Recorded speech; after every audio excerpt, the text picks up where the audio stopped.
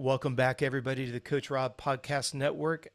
Navigating Amateur Motocross, episode number 26, presented to you by W Wheels. My mad man scientist, Mr. Derek Harris. How are you, brother? Oh man, I'm doing well. Good to see you. How are you Yeah, today? I'm doing great, man. I've never met somebody that's smarter when it comes to machinery and all the mechanics and the engineering. And the amount of responses I've gotten and comments and DMs, they're calling you the mad scientist. And I couldn't agree with them more. It's cool to listen to all of it. And the numbers that continue to grow every month and the number of messages that are coming in, I'm enjoying putting these together every month. So I appreciate you carving some time out for us once again. Oh, thank you so much. I really enjoy it. And if we help anybody out just on little things, it's a success for me. Absolutely. Well, guys, if you guys read the title of this show and you look at the description notes here, when you look at a human body, you've got to be able to go fast, and then you've got to be able to sustain it for a long period of time. You look at trying to find a motor build that's both fast and durable. It's a finite challenge. It's a fine line between, we say in fitness world, there's a fine line between being fit and frustrated. And then on the mechanical side, everybody wants a fire breathing dragon, but then wants to get 100 hours out of it. So in today's show, we're going to talk about how we build those both physiologically and mechanically. And Derek, before we started recording here, you said that you've got some unique insights on this that maybe I've never heard before. So I'm going to have you tee it up first. What do you mean by that? Man, so on the engine side of things, I think historically people have always associated a fire breathing dragon with something that's a little bit less reliable. And there's no question that a mod bike can be and oftentimes is a little bit less reliable than stock. There's a lot of reasons for that. But I would argue, and I would say that this is the goal of real engineering. This is the goal of what the manufacturers are doing. This is what race teams are trying to do now. This is what I'm trying to do now, is you learn where the weak links are over time. And sometimes these weak links are not really big things. It's like, oh, okay, that just, wow, at this new power level, this piston just needed a tenth of a thousandth of an inch more clearance. And then all of a sudden, this one little issue that you could have never occurs again. And now it's dead reliable. Or you have, like on a two stroke on T port exhausts, so like a YZ125 has this design. If you, the stock cylinders are great this way. If you replate the cylinder or some other things that people are doing, like with big bores, there's a bunch of people I've can kind of catch a window this year that are cheating in that realm of bike. When you replate them and you don't properly clearance the bridge of that exhaust port we're talking about, now the bike becomes really unreliable. Some people will say, oh, well, that just comes with the territory. It's like, no, actually, you just didn't do your homework. If that was done correctly, it's just as reliable as stock. So there's it's not the way that some people think. Now, on the flip side of that, for on four strokes, if you're truly trying to build a factory level bike, which really in amateurs is kind of non-existent. I don't care what parent wants to talk about it. Otherwise, they can sit here.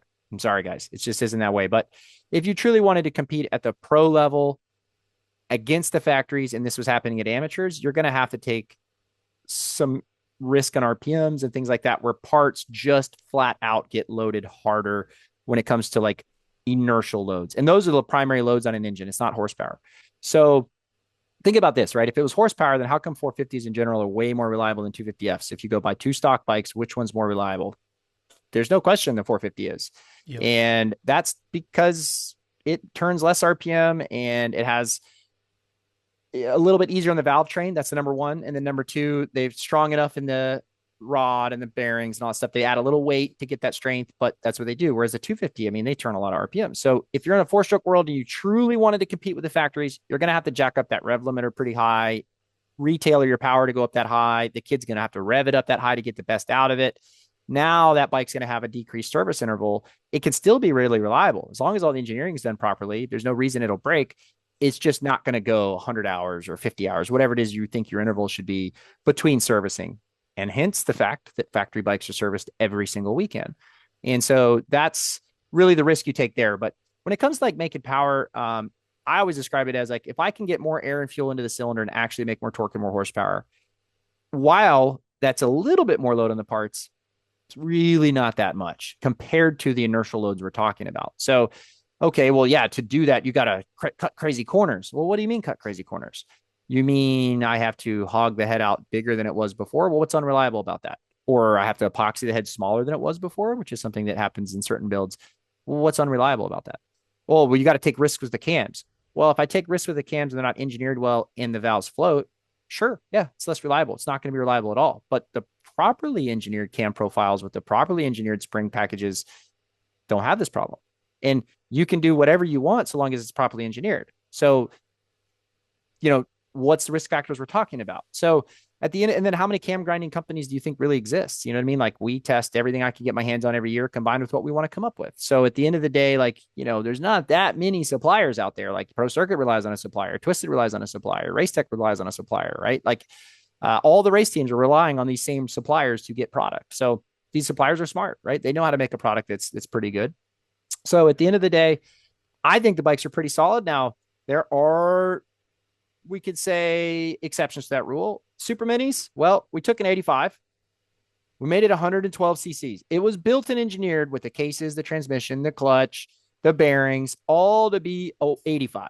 And there's a safety margin involved, right? Every engineering company says, hey, we have a bridge out there and we don't want it to collapse. So it's not just strong enough that we think, it's about 3 times as strong as we think it needs to be, right? There's a safety factor. Your dirt bike engine probably has a safety factor of 1.5 or 2. Well, now it's damn near 50% bigger, right? 40 cc's on top of 85s on 25. So it's about 35% bigger than it was.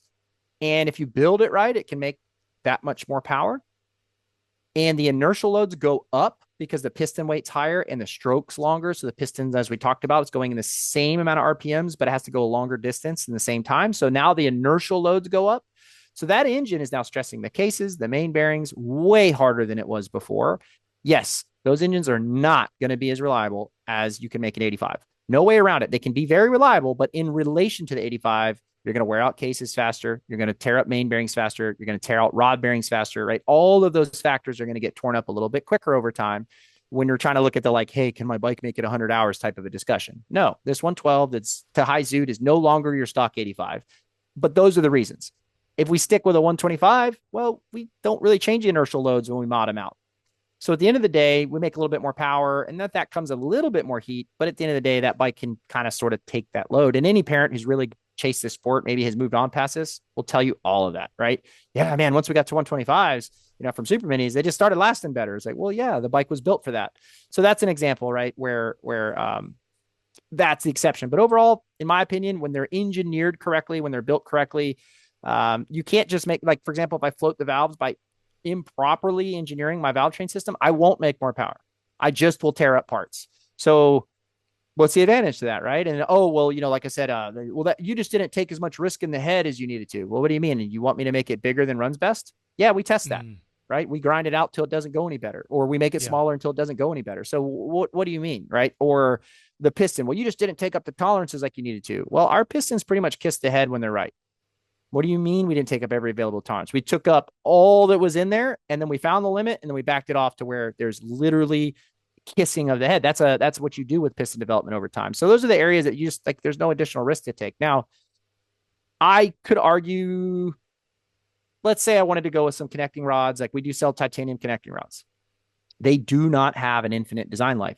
We're very clear when we sell them to our clients. This rod goes this long, and then you change it out. Yes, that's less reliable, because you can't go beyond our intended service interval. So yeah, you could go with a steel rod. Is there a little bit of performance there? Yes. That's why we sell it. That's why we won a couple championships with them so far, and they're out there in pro racing. Those are risks that we take. The risks is that we can't get as many hours as we would if it was a standard steel rod, but we get a little bit of performance. However, we're not talking, like, I'm not selling a 5-hour product. Like, those rods, when everything goes right and your oil's right and all these things, just like a stock rod, we're selling about a 40-hour product is kind of what we tell our customers. So how many of you guys need a 40-hour full zoot race bike? Like, if I don't even know how you would race 40 hours in a year. On your physiological side, do you even think that'd be possible for a family to put 40 hours of true race time on a bike? I don't even know if that's possible. Yeah, not with amateur racing being 4 to 6 minutes long per race. It'd right? be impossible. No.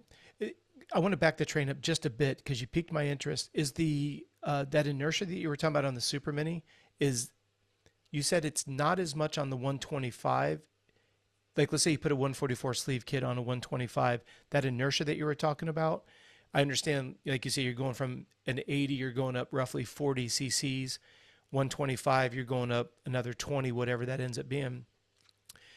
But is that inertia the same, or, like, Can you elaborate Yeah. on that? Because you've really piqued my interest on that. Right. So if you go to a bigger piston on any bike, it's more weight, it's more load. So Mm-hmm. on the 125 to a 144, yes, you increase the load. You should, in theory, decrease the life of all the parts involved by a little bit. So it comes down to Proportionally percentages. or It's non-proportionally? percentages. So if it's 10% Okay, it is heavier, percent. 10% Okay. harder on the load, right?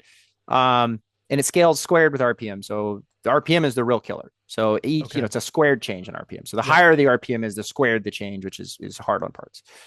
But the Super Mini in particular is hard because the way that most of them are built, at least the KTMs and pretty much the Cowies back in the day before they came as a 112, and most of the Yamahas, you're stroking the crank some amount. And on the KTM, we stroke them pretty significantly.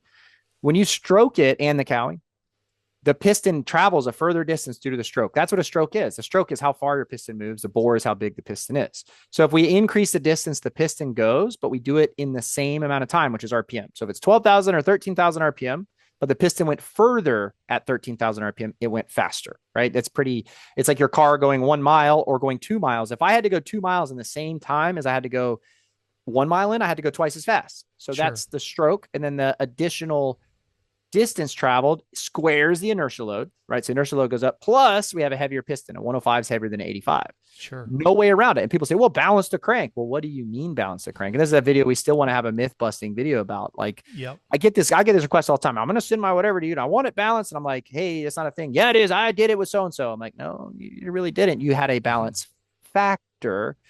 And it's like, just Wikipedia it. I don't need to tell it to you. Like, why do you ask me? Like, why, Mm-hmm. they refuse to do it. So your crank, your piston goes up, the crank goes down. That balances out the two things, right? The weight of the crank balances out the weight of the piston. We can balance that, no problem. But what happens when the piston starts its way down? And let's say the weight of the crank was, going this way. So Mm-hmm. the weight's down, the piston starts coming down, the weight's going to sideways. There's nothing to counteract the crank additional weight when it goes this way because the piston's only doing that. So what we do is we balance the factor. Generally on like a single cylinder engine, you balance half. It's kind of the ballpark. Then you say, well, what we'll do is we'll take half the piston shake weight away, and then we'll add half the side to side shake. If I balanced 80% of the piston weight, I now add 80% imbalance forward and back. And we just don't want that, right? So that's an example of we can't do it. There's just the physics aren't there. How do manufacturers do it now? Well, they add counterbalancers to some of these bikes. So like KTM added that to their 2-stroke recently, and people are like, oh, the vibration's so much better. Well, no shit. We added a counterbalancer that now balances out the crank's imbalance. So what we do is we add another balancer that helps with the crank when it's going, against the piston. The counterbalancer is in line with it, but then the crank weight goes this way and the counterbalancer weight goes this way. And now we counter out right that. And then how heavy you want these parts to be determines how good of a job you can do. So your counterbalancer can take out another 25% of the imbalance, but you still have 25%, but it's not that big of a counterbalancer. Or we do a tremendous counterbalancer that adds a lot of weight to the bike, and then we get all the balance factors, all of it balanced. But now our bike's heavier, and we got to spin that counterbalancer up, and the bearings get bigger to take that eccentric load from the balancer. So, right, these are all design choices that engineers have to make. Now, that's way off topic. When you put a no, it's not off topic at all. I think it's great. It's why I enjoy listening to you speak, because it's all about putting it in context, right? And like, yeah, I've heard the word counterbalance. Adding the counterbalance elements to it, does it decrease the reliability because you've added more weight in that closed amount of, you've only got a certain amount of space in there to begin with, and now you're adding all these new, I know they're probably within millimeters big, but, or maybe I'm wrong. I don't know how big a counterbalance is on a rod or main bearing. So the way it works is if the engine's counterbalanced, which is something the manufacturer has to add, it has to be designed in. They're pretty big. They're actually, I don't know. I mean, they're pretty large. Like this is a connecting rod, and that would actually be about the shaft size of a counterbalancer. And then the actual counterbalancer might be this diameter of this. Depends on the bike. I mean, again, it depends, but sure, they have to, if the bike doesn't come with it, you can't add it. There's no room to do it. You'd have to modify the cases significantly to add a balanced shaft, and then you have to add another gear that drives it, and then you have to add bearings that support it. So KTM, for example, added counterbalancers in their 250 and 300 in like 23, I think it was. And it really tremendously helped the vibration of the bike, right? Like it was way better, because that's always been the complaint of a big bore 2-stroke. Well, why do you think? 250, 300, 500, the piston gets bigger and heavier and heavier and heavier and heavier. And we can only balance out about half of it. You can pick a number in that factor, 45 to 60% is kind of the industry standard.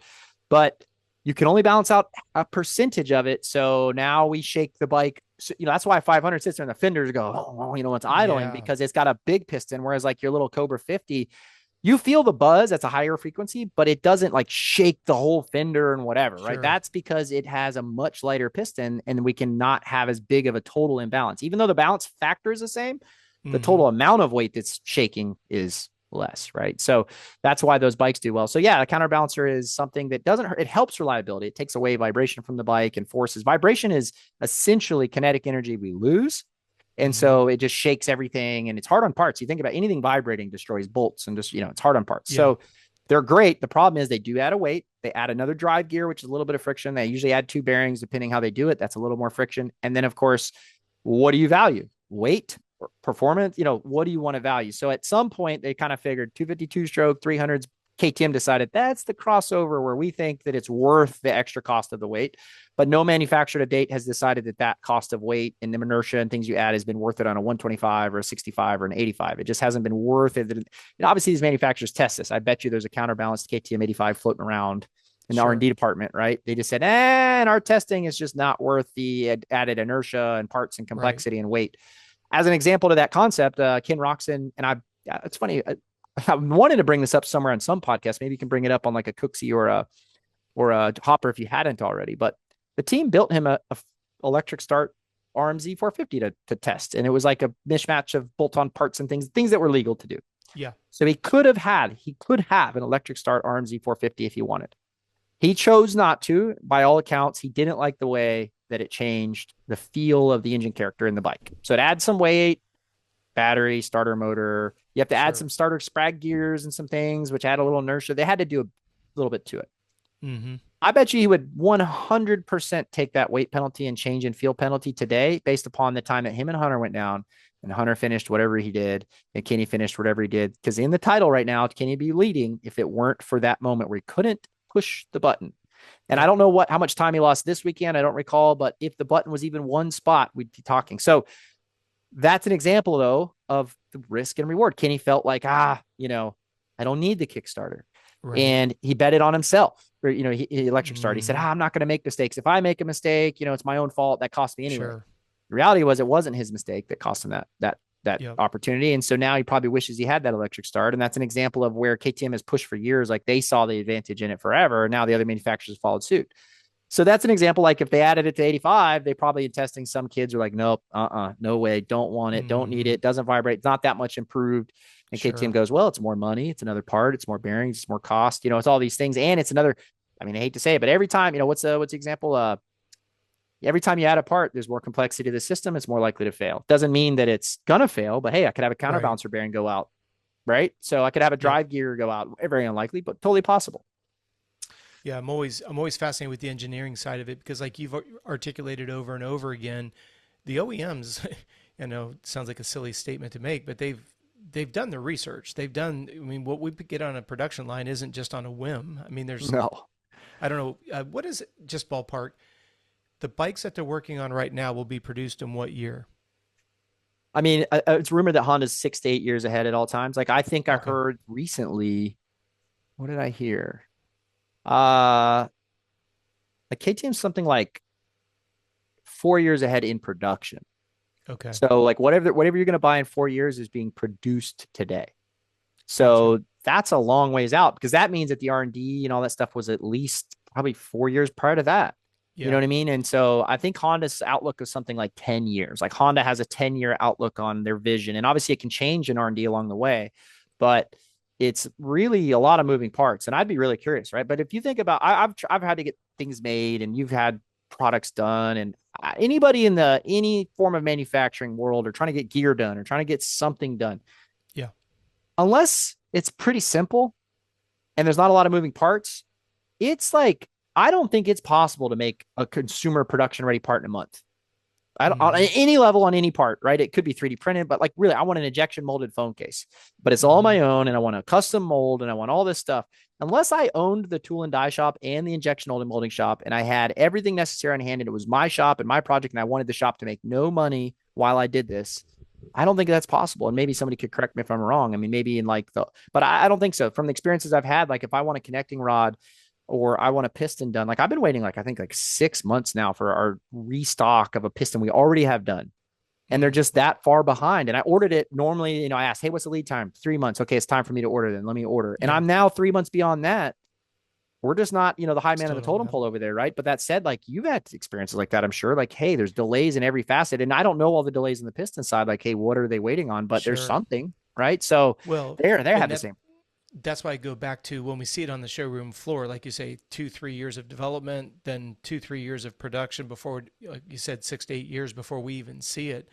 And that's what I think is so cool about with what you do is, you're taking what the original OEM has changed. And I never really thought about a 10-year window.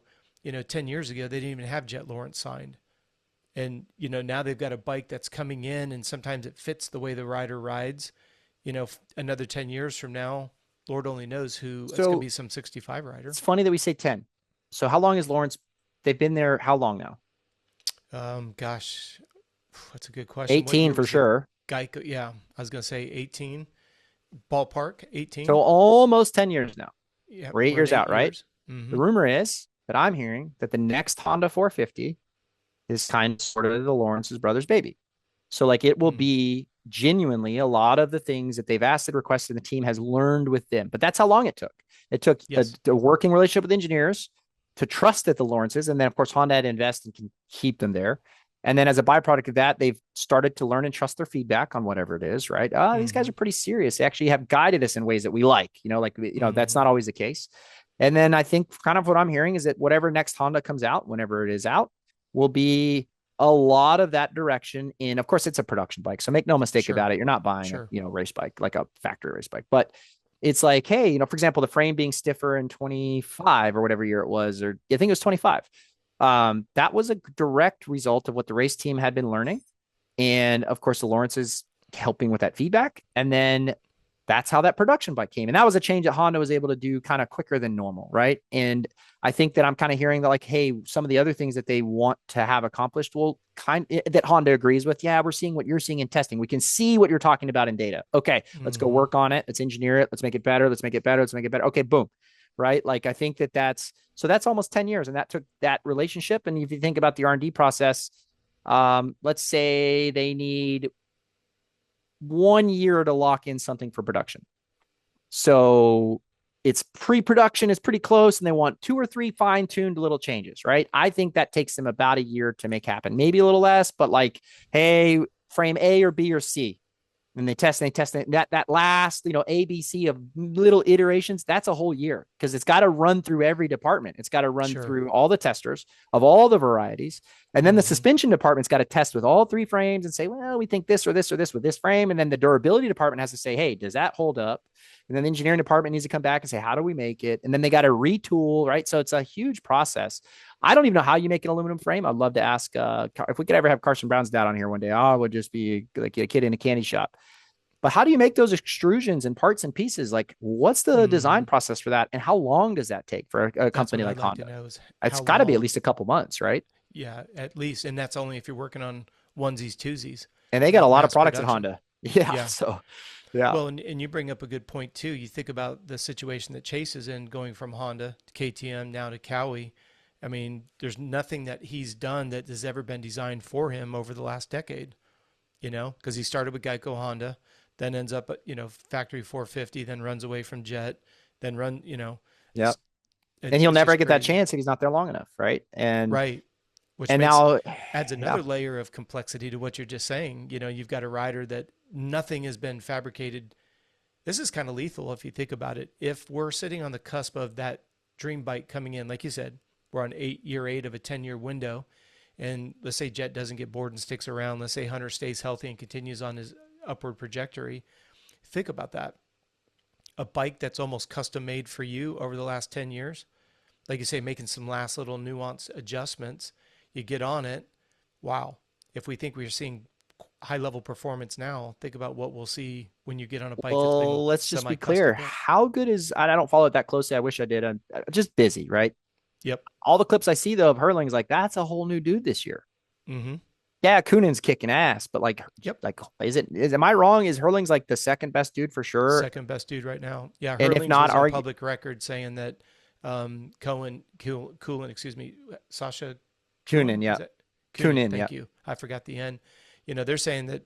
I mean, literally, Hurling said he's the fastest guy on the planet right now, and that's And coming let's be from clear, like a Hurling couple years after a ago, he was the sand track. fastest guy on the track who crashed Yep. all the time. Somehow he's managing to stay up now, right? So Yep.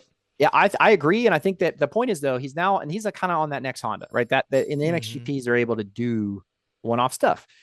Yep. That bike's got to be good. And I'm not talking up Honda. Like I think all like, and I Sure. think in the MXGPs, I think all the bikes are great in my opinion, personal Yeah. opinion. I think they do better than we do in the US. I think the riders are better. I think they're more tuned in on testing because like Feber was good on the Cowie, no Yeah. complaints on that, and he's good on the Yamaha, and he's good everywhere. So Yeah. yeah, we're off topic on that a little bit. I wanted to ask you actually. No, it's We were actually talking good about because Chase a little bit, and I was to yeah. say you're the human physiological side and whatnot. Like, how does he even build his fitness program around some situation he's in? He hasn't, like you said, sprint duration and speed. I feel like he's been so sucked in the weeds on motorcycle now for a couple years. I Mm-hmm. know he's fit. We all know he's fit and he's Mm-hmm. crazy strong and all these things. But wouldn't that just, if you had an athlete that's kind of doing that, wouldn't that detract from the other things that they need to do really well to become number one all the time? Yeah, 100%. And when you look at somebody like Jet, remember speaking of the frame that you mentioned, he was doing very well outdoors. That new frame comes out, goes to Supercross, didn't really gel well. And I don't remember on what interview that Jet was. I think we were on round 3 going into round number 4, and Jet said, I feel comfortable with the bike now that we're no longer working on setting the bike up to get comfortable. Now I can start training on the Yeah, bike. we talked about it on our podcast. Yep, 100%, Yeah. which was now I can put in the correct number of laps and do what I'm supposed to do. And it feeds right into what you just asked. Where's your headspace? If you've got, let's go back to who you brought up, Chase, right? If Chase is not comfortable with anything, seems like the frustration level is extremely high. You can see when he wadded up last weekend in practice, that storming off is what we saw last year at outdoors. The last time we saw him on a KTM, the body language just screams, "I'm over it. F this. I'm done." The fact that he came back into the race, and I mean, he was back there buried with Tomac, and he came through the field. He did. He rode So, great. well, and that's where I guess I'm not the only one, right? I'm still a fan like everybody else is. But when you have races like that, you're like, well, it can't be that bad. I mean, I would love yes, to know. I've met him this yeah, year. I've met him in the past, but this year I was, around some guys around him and like yeah, seeing the guy's insane. But mm-hmm, like, I would love to be a fly on the wall and like what's going on in the head. Like, does anybody know? Because I guess it's like you said about your reference to Lawrence was timely. It was correct. I'd forgotten about that, which is if he can't, from your side, like if you were training him, what would you be telling him? Like, what if you have an amateur dad and the amateur dad's like, yeah, well, we think we're chasing bike setup all the time. And you're like, okay, well, what was your training load this week? Well, we tested suspension and we didn't really get our motos in and we didn't really do what we're supposed to do. But it's because he's uncomfortable with the bike and he just can't seem to mm-hmm, get comfortable. And we've tried 5 different things and this company can't get it right and that company can't get it right, whatever it is, right? mm-hmm. What would you tell him as a trainer? Like, hey, well, I don't care. Like, you need to go put in these motos, go buy a stock bike. Like, what would you say? Well, it's in line with what you were just saying right there. If you get a 13th, 14th place start and you're the guy beside you is Tomac, and then you just came from, let's just say 14th, don't hold me to the exact place that he was in, but he was buried, and then he comes back to 4th, it's hard for me to say that you're not comfortable with the bike. It's like, it's the talking pundits that say Tomac's washed up. All right. What do they Time. say? Father Time is caught up with Tomac. But then the next weekend, he's very good in qualifying. He wins a heat race. Oh, he's back. He's back. He's back. He's back. And then 32 minutes later, he sucks again. I'm like, these commentators, James is the only one that seems to call it like it is. But I just get so sick and tired of it. It's like, oh, Father Time's caught up. Oh, he doesn't like this. He doesn't like that. And he has one, maybe two. In his case, he's had 3 bad weekends. We know these guys don't talk about injuries. They don't talk about other situations that are going on. I've heard some rumblings he had some COVID going on. He's got, if you've ever had COVID, it sucks the living life out of you. So wouldn't that be a hell of a note if you got beat by somebody who is enduring the symptoms of COVID and you can't beat a dude that's on 30% of his aerobic capacity? Well, yeah. And it's like, I was thinking about, so I think it's long enough past and, whatever. Like Caden didn't like his Loretta's winning bike last year. He Mm-hmm. hated the chassis and suspension. It's not a knock on the companies that he worked with. Yep. It probably was all him, to be honest. Like Mm-hmm. he could not get happy all year. He just couldn't do it. And so he won. You know what? We left the regional. I still looked him dead in the eye, and I'm like, dude, you better learn to love that bike between now and Loretta's. And he had like a month. I'm Yep. like, because the only way you're going to win is if you like what you got right now. So just take what you got and go make it work. Because otherwise, like, and this is, I don't get this with parents. Why Mm-hmm. are you there if you really believe you're not there? You're like, the bike's not right, but we showed up. And I had one parent come up to me at Loretta's. The kid was a very good kid. He's out of this area. And I think he was like eighth or ninth in a moto and B or something like that this particular day. Really good kid. And the guy's like, well, and I'm like, hey man, that was a great ride, you know. And he was like, ah, oh, well, you know, you just, I mean, we're on a stock bike out there, just, you know, we need some help. And I'm like, you already basically told me that you don't think you can win, but you're out there, you're doing it. Mm-hmm. Why'd you even show up? Yeah. I don't understand. Like, you're just begging for this ride. I'm not going to help you. I don't want that attitude. No. Like, come on, man. Like, you either show up to do well, whatever that well is for you, and it doesn't have to be winning. Yep. But, you know, Caden made that choice. Like, hey, you know what? I'd like to win. I don't care what the bike is. I'm going to do everything I can. So what did he do? He went home, he grounded out. He put in the motos, he put in the time. He quit dicking with the motorcycle. He quit Yep. changing suspension out, and he just put in the time. And guess what? That resulted in a Rising Award winner and a championship. So it didn't pan out for him career wise, but at the end of the day, he did what he needed to do, right? To Well, and go that's the win a part that's so championship. crazy. You know, I'm going to turn 59 here next month, and I'm stuck in the 80s, right? All my music on my phone is still in the 80s. I still reminisce about the 80s being the good old times. I saw an Instagram post with a kid pushing a lawnmower. He says, "Here's my GoFundMe page." I'm like, "Oh Yeah, yeah, exactly. so Yep. true," you know. But talking with, very fortunate to work with Rick Johnson, and I've done some work in the past with Jeff Ward and talked with Bailey and stuff. And I loved when Jet will bring it back up on what Jet said, right? He's like, okay, new frame, not really comfortable with it. 3 rounds in, we've been working hard. Now I can work on training instead of trying to chase setup. Then you talk to Stanton, excuse me, talk to Stanton, talk to RJ, talk to Wardy, talk to Bailey, talk to these legends. And you're going to tell me that when Jeff Ward was racing for Cowie and you have the Honda with the new Pro Link that was just, you know, like butter. It's no different than when Barnett was running the full floater RM125. That suspension just changed the sport. You don't see back then. It's like Jeff Ward said to me. He goes, "I signed with Kawasaki. I had to make my Kawasaki win, even though the Honda was maybe a better power plant or maybe it handled a little bit better or whatever it may be." Jeff's like, "I signed this contract. I have to win on this bike with what I've got." And then all of a sudden that Suzuki comes out. Now it's the heir apparent. It's like today's parents. It's like if this one smells or looks a little bit, but everybody runs over here instead of like to the point of the pros, right? Again, we'll go back to Jet. Jet's like the bike's never going to be perfect everywhere. I set it up so it's as good as it can be for the as much of the track as I can get, and I know I've got to be on my best behavior over here when it doesn't want to behave. But I don't see that in today's kids, like you were saying with Caden, when you're like, you better get used to it. You've got 4 weeks to, pull your tail end out of the ground here. And it's like, come on, guys. And I think that's another problem that we have with these helicopter parents, that if little Johnny's the slightest bit unhappy, it's the blame game. It's everybody else's fault. Well, it's bad. We talked pre the show about motor performance. This talks me out of a job. And if a parent wants to bet me differently on this, come to the shop and prove me wrong. Mm-hmm. And if I prove this right, which I already will have a YouTube video that will drop sooner or later on it that will prove it right, which is unfortunate for me. But how much power difference do you think it takes to make a meaningful difference? That's Mm-hmm. the thing that people really, really struggle with is like, okay, to do what you're saying it is. Oh yeah, that kid's pulling us 10 bike lanes. Okay, Mm-hmm. sure. That's not the difference between a 450 and a 85 in a Right. drag race. So you mean to tell me that somehow they shoehorned a 450 inside that little 85 motor? Like, oh, it's a factory bike. Yeah. I know physics too well to tell you that that's bullshit. Yep. Or, like that's the kind of stuff that I hate. Guys, I just like to build engines. Let's just be clear. I just like to do it, and I like chasing that stuff. It's cool to me. I like the physics of Mm-hmm. it. I like the challenge of it. I like the engineering of it. I like all of that. But don't make no mistake about it.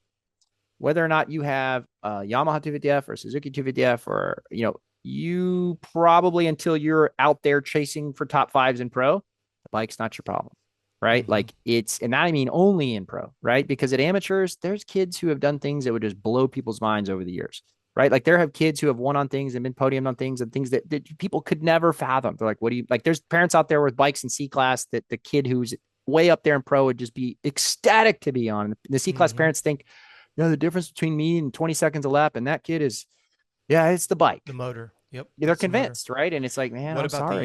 What about the year that AC they put the stock motor in a Super Mini and he got top 10? Yeah, yeah. I was No, there a year. nobody knew that, right? Yep, Think about what's going through AC's head. Gate drops. He's super light. He was the king of hole shots. You know that better yep, than anybody. Gate drops and he gets consumed by 41 other bikes. yep, What's going through his head? He's like, gosh, did I like forget to start the bike? Like, what's going on? He's got 10 laps, having a lot of parent teacher conferences with himself. At some point, he has to recognize there's something wrong, but I got to race. yep, He still ended up in the impound area, only to find out that they put a stock motor in his mod bike. yep. And Now, heads he rolling. made it happen, right? But here's the cool part. AC did not come into the impound area, throw his helmet, throw his Yep, goggles, start yep. pointing, start screaming, crying. He took his helmet off, smiled, which he always did. Now, he's not doing any podium speeches, right? This is Yep. a guy that was always doing whole shot conversations, Yep. always on the podium, if not winning. He's sitting in the impound area with his t-shirt off, just miles of smiles. Well, Because, actually, here's like media. Go ahead. Go ahead. no, just he knew something was wrong, but screaming and hollering and blaming and doing, you never did it. And then, because he didn't make a fool of himself, then when people started to realize, oh my gosh, this guy just took a completely stock bike. Now, again, how embarrassing would it be if you're one of the parents that spent $12,000 on a super mini bike and got beat Mm. by a completely stock bike? You're like, that dude is a bad mofo on a motorcycle because he just did the All right. impossible.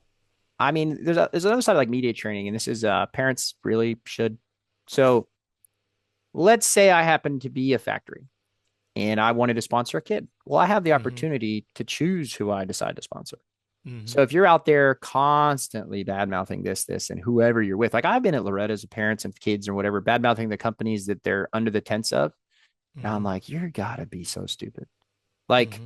you don't think that you're behind, you think this is behind the scenes that nobody heard about. I heard it.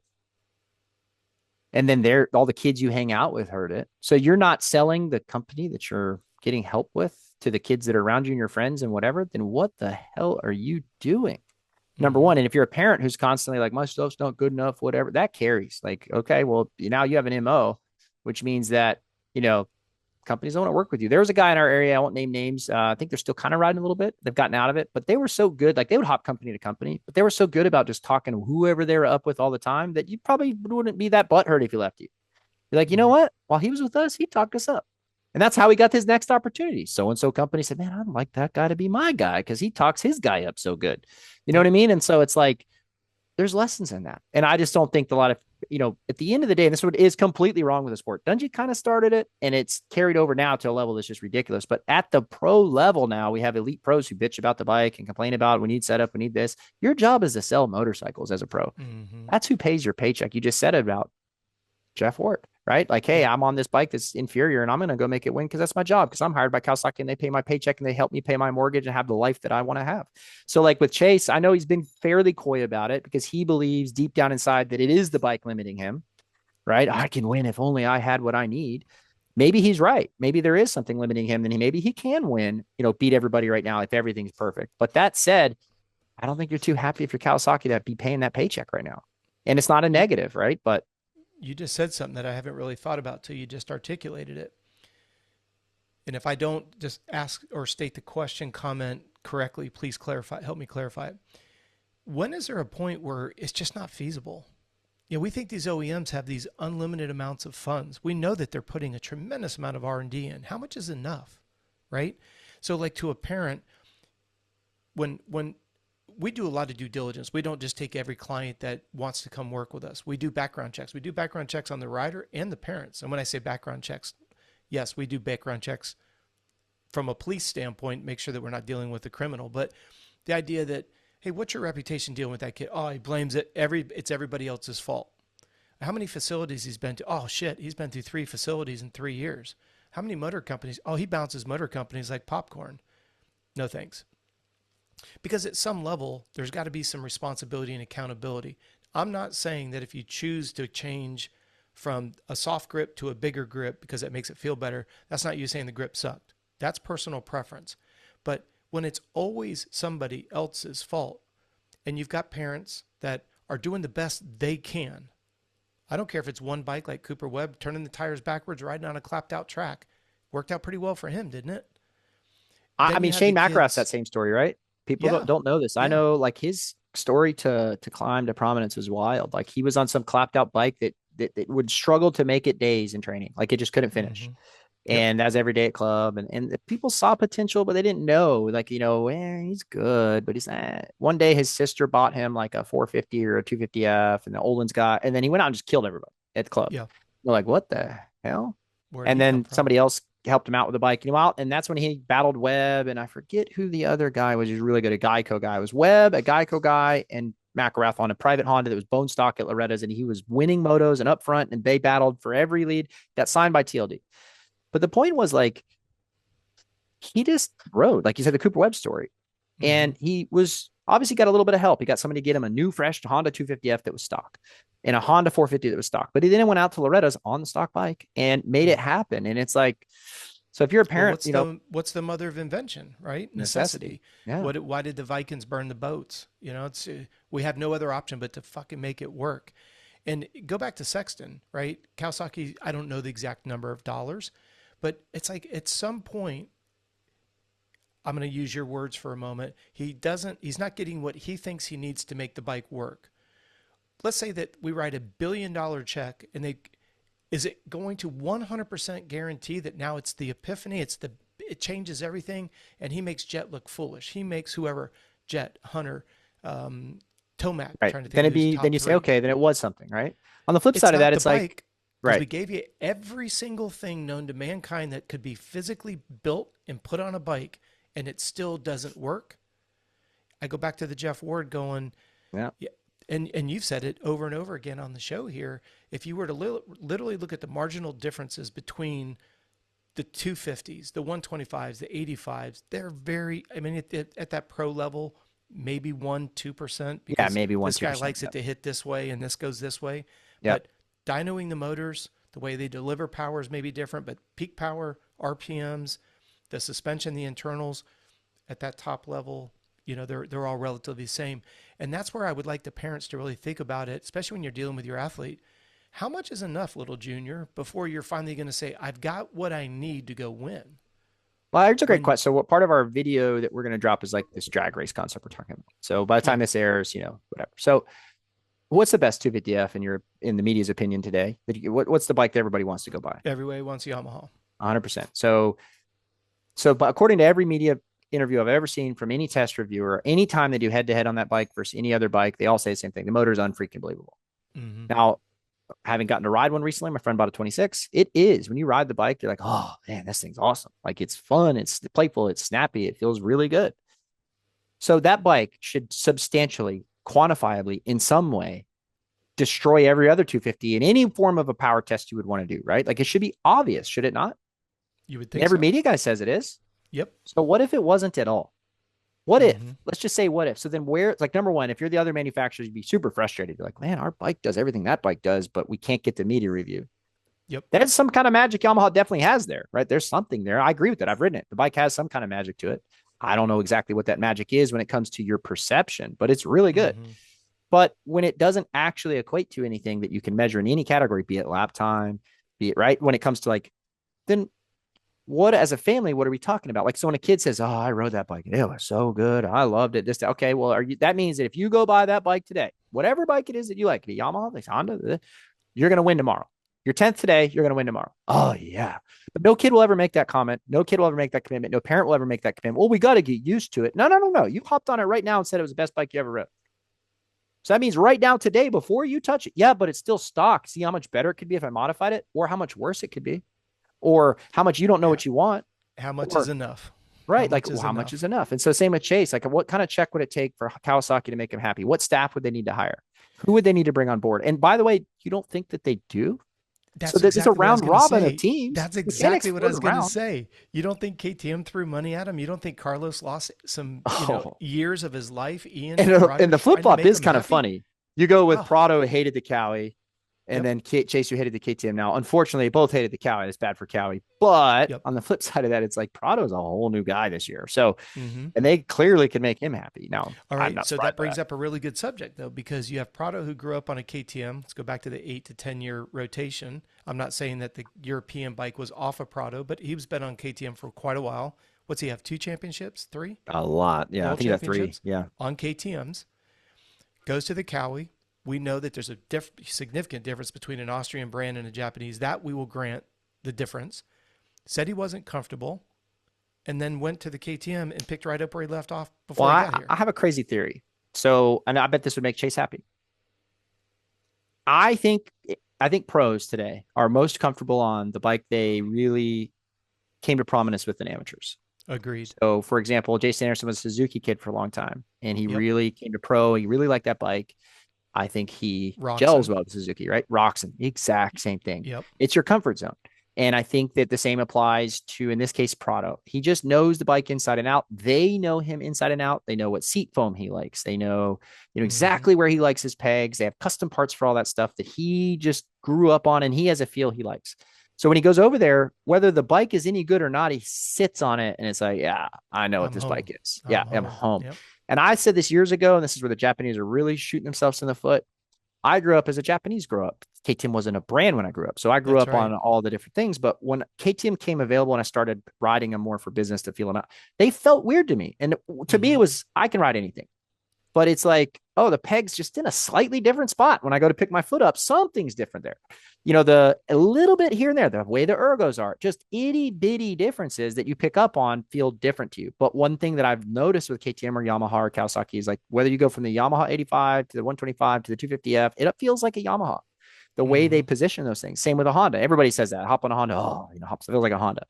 KTM's the same way. So a kid grows up on a KTM 65, 85, 125, and then all of a sudden makes a big bike choice. If they, to home to that kid is their brand. And so I think Chase would probably be totally happy if he were to hop on a 2018 to whatever that Honda was that he was at Geico when he was happy. Yep.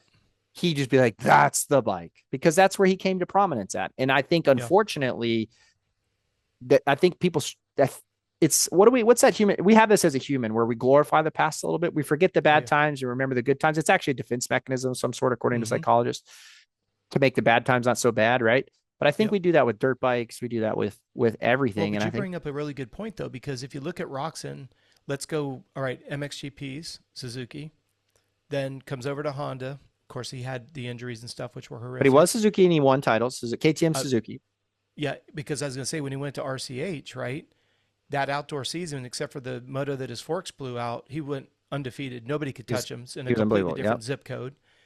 And what I always think is interesting is when you look at Suzuki, right, you have, let's go to Carmichael, made Suzuki gave Suzuki a lot of wins. They didn't get a big lift in their overall sales. No, and then I've said this before, until 2020, no manufacturer is more dominant than Suzuki from 2005 to 2020. When you look at total wins and whatever, it was not even close. It was Suzuki. Not even close. And what's crazy is you look at the Carmichael era, then you look at the Roxon era, then you look at the Dungey era. And the Reed era. Stewart was in there. Yep. Reed was in there. Never did you see the Suzuki lift. And I think this goes back to, like you were saying, like for myself, I'm looking at reliability, first of all. I mean, to me, when you look at the Japanese bikes, like you say, you might like the ergo of this. Remember when the Yamaha came out, everybody said it was fat.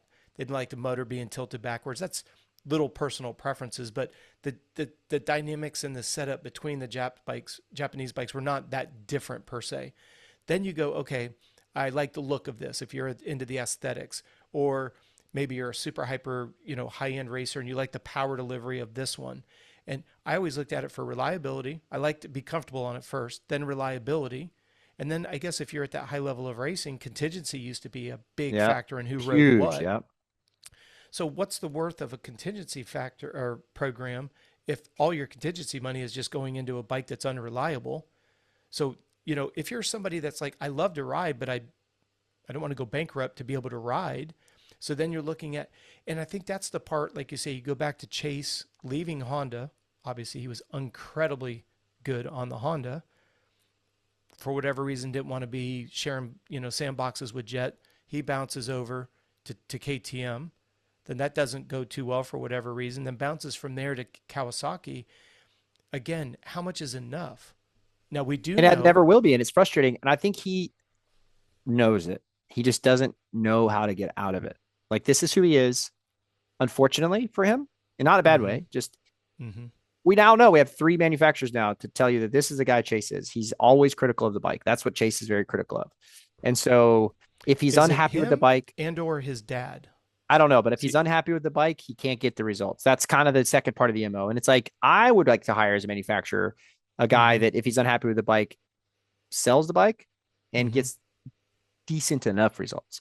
Hey, Yeah. man, go rip a whole shot or two. Go mix it up in there. You fade back a little bit. You come back out. You don't say a word. You're happy with the bike, whatever. We'll hire you next year. We don't care. That's fine. That's Jason Anderson, by the way. So, like, But think literally, about this. Think that's about Jason this Anderson, though. though, right? Yeah, exactly. But here's no disrespect to Jason, but Jason hasn't won a main event since he was back on Suzuki underneath. Kawasaki. Um, he has Dominant a at Cowie that 1 year. Almost beat Tomac. He was like 8 wins. Remember that year? He got taken out by Malcolm. In his very first year on Kawasaki, Jason Anderson was unfreaking believable. I apologize. I don't remember that. Yeah, so that Because what season I would be it was Tomac's first Yamaha title, and everybody forgets it because Tomac had a storied year, but Jason Anderson went to Cowie that year, and Tomac went to from Cowie to yeah. um, Anderson had a killer year going, and I mean a killer year going, and he had a run in with Malcolm at Dallas or Houston. He kind of took Malcolm high or out or whatever, and then I think it cost them both the spot if I remember right. And then later on, Malcolm just basically cleaned his clock at Daytona as payback, and that kind of ruined Jason's title chances. But late that year, Jason went on a massive win streak. I think he won like the last 3 or 4 or 5 in a row. He had like 8 wins that year, if I remember right, 6 to 8 wins. He had like an Okay. amazing year, and people are like, oh wow, like, okay. And then the next year was kind of a flop for him, not a total flop, but like not Right. wasn't as good. But point being, he had an amazing year. But yeah, that was his But when did all right, you just reminded me on Cowie with Anderson, so thank you for that. What year? So Anderson, this is 26. Anderson was off the team last year in 25 because Prado got the ride. When's the last time Cowie changed the frame? So now we're Anderson on 24. Yeah, so I think it's 2 years ago or something like that. They had a pretty big update. Anderson's last year, I believe, 23-ish, 22-ish. They made a big change trying to get more front end feel is what the current Cowie Any has. big changes since 23 to There's 26? nothing currently. Yeah, I think Okay, they supposedly softened it a so hair recently, but nothing crazy. so Anderson could win on it in 23. Yeah, yeah. We talked about the fact that Prado didn't like it, probably because it was a Japanese bike. Just totally. I mean, I Yeah, still can totally different. visualize him over jumping jumps. That's how he hurt himself, which is crazy to me. So we haven't seen a big redo of the bike that was won by Jason Anderson. Again, thank you for reminding me of that. What I was going to say with Chase, what baffles me, and this is how I hope the parents see where it's tied in with, today's conversation about, how do you improve your sprint speed and your endurance and stuff? Well, you've got to be comfortable with the bike setup. I don't understand how we can sit here and say that Chase is not comfortable with a bike when he won a main event, then he took a couple weeks off because he got hurt, comes back and gets second or third, and then gets a mid-pack start and comes to fourth on a bike that doesn't suit him. Yeah, I think that I think those guys. Here's what probably really happens in his mind. There's 2 or 3 tenths left in him. Mm-hmm. Hey, I could only go 2 or 3. I can go 2 or 3 tenths faster if I just had this feeling. Mm-hmm. And the negative part of that being that, yeah, but do you need that 2 or 3 tenths? Like maybe in qualifying speed, but like the Right. reality is, like, come main event time, maybe if you're just your best, like this is like to me, this is Kenny all year long. And unfortunately, that crash is what hurt him, and then this weekend too. But Kenny's been like really good this year and good enough. This is what I got today. Third, second. Mm-hmm. Ooh, there's a win out there. I got the start. I got the sprint. I'm gonna give it a go. Yeah. Oh, third, second. It's like Chase has it so deeply rooted that he's a winner and that he has to be a winner that it's all or nothing, right? Ricky Bobby, like win or last. And it's like, and I don't think he thinks that, but I think in his mind, when he's not getting when he can't be a top 2 guy battling for the lead, it just mentally just wrecks him. Like, I think it doesn't like wreck him in a negative way, but it's like it is a negative way, but it's like he's just like, Oh man, I think it takes the wins out of the sails. We don't see it, but we see it in results. And I hate to say it, Tomac kind of was that guy, and we had a couple good years there. But Tomac had those Mm-hmm. big goose egg years, right? And you don't know Oh what's yeah. going on, but he had nights where you're like, "What is he doing?" And so maybe that's Chase a little bit, right? But But Chase has put that impetus or emphasis on the motorcycle as opposed to like Cooper Webb this year said everything right. Don't know if he's happy with the bike or not. Do you know? I don't know. Nobody knows, right? And nobody without maybe his inner circles. inside, yeah. But all he has said is, nope, bike's great. I know it's good enough to I win. got It to be won better. last year. I got Mm-hmm. to be better. Who doesn't Yep. want to hire that guy? Exactly.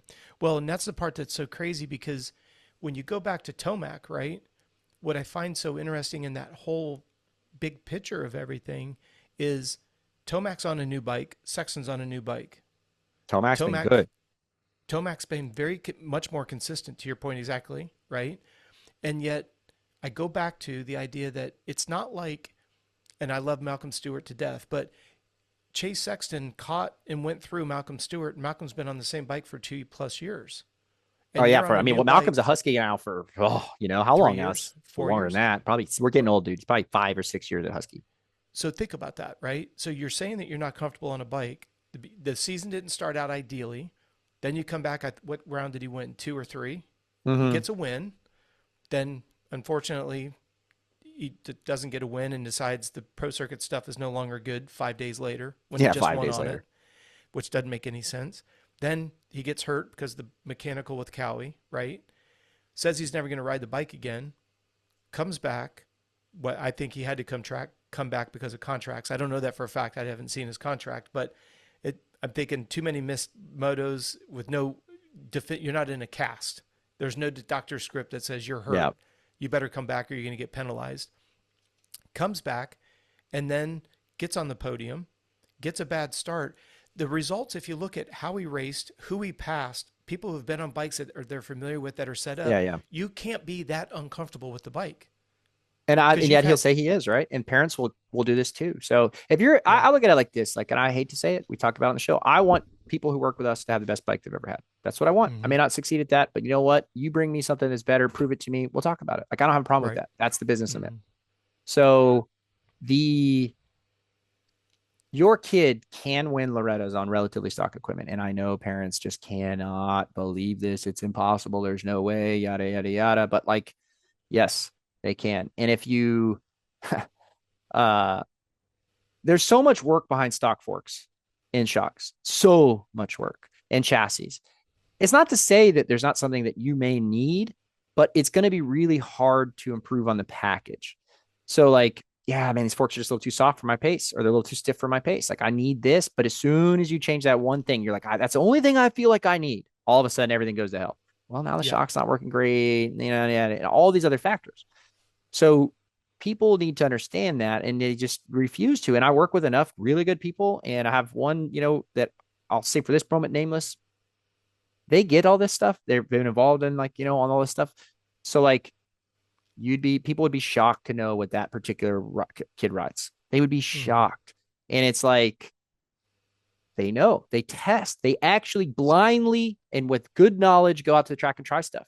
And they say, yep, ooh, that pipe was kind of the best pipe. It's not what I thought it would be, but all right, that's the one we're going to run. And we're gonna run, man, this yep, suspension, we went through 4 sets of forks. We got all these different ones we bought and all these different things. And wow, like maybe the production one's the best one for me. Okay, we'll run that. Is it perfect?